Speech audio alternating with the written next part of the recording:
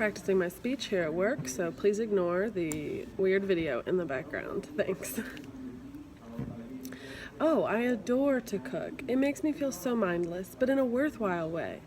Truman Capote perfectly embodies why I love cooking with this quote. Everyone must eat, but not everyone wants to cook. According to an article on Bloomberg, for the first time ever, Americans are spending more money on eating out than they are on grocery shopping. Many people attribute this change to millennials coming of age and being too busy or lazy to cook at home. I try to always make time to cook dinner for myself and my husband, even though sometimes all you want is some Taco Bell, and hope that my fellow millennials will come to love cooking at home like I do. Cooking is an escape for me. When I am in the kitchen, I am no longer thinking about the stresses going on in my life. I love trying new recipes, even though sometimes, not very often, they end up being a failure. I try to learn from that and improve my skills for the next time I try to make something new. I took culinary arts classes all throughout high school, and I have enjoyed cooking as my favorite hobby for the past 10 years. I'm going to tell you about the history of cooking, the ways we have improved cooking in the recent past, and how cooking can lead to living a healthier lifestyle. According to National Geographic, cooking has been around even longer than our species has. The first method of cooking was a primitive campfire made by the species Homo erectus over 1 million years ago. Scientists say that cooking played a pivotal role in the evolution of early humans, changing them from frail, struggling hunter-gatherers to the species that rules the planet. Early humans became motivated by the simple benefit that cooked food tasted better than raw food, and cooking made the nutrients more accessible, leading to a greater caloric payoff. Later, in ancient Rome, per National Geographic, fine dining became a symbol of status, and the society established a class of highly sought-after slave cooks who competed against one another to provide the tastiest dishes to the rich. A History of How We Cook and Eat talks about 14th century cooking and how labor-intensive it was.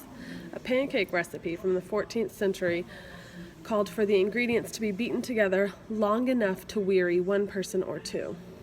If I came across a recipe like that, I would put it right back down and move on. But much like we have moved on from simply cooking over a primitive campfire, we have also created shortcuts to make cooking easier for ourselves and more accessible. Humans have come a long way from cooking food out of necessity. Cooking is now seen as a source of delight and satisfaction by many people, and a lot of that must do with the advances made in cooking devices and gadgets. With the introduction of mass-produced canned goods and packaged foods came a new ease of cooking at home. The ease that these products provided made cooking at home much less time-consuming, but also drained some of the pleasure and feeling of achievement from cooking, according to National Geographic. In turn, people began looking for new cooking methods and ways to relish their meals. The article in National Geographic says this led to cooking channels and TV shows about cooking becoming household fixtures. New recipes and techniques have become much more available for the average home cook, thanks to all the improvements made in modern-day cooking.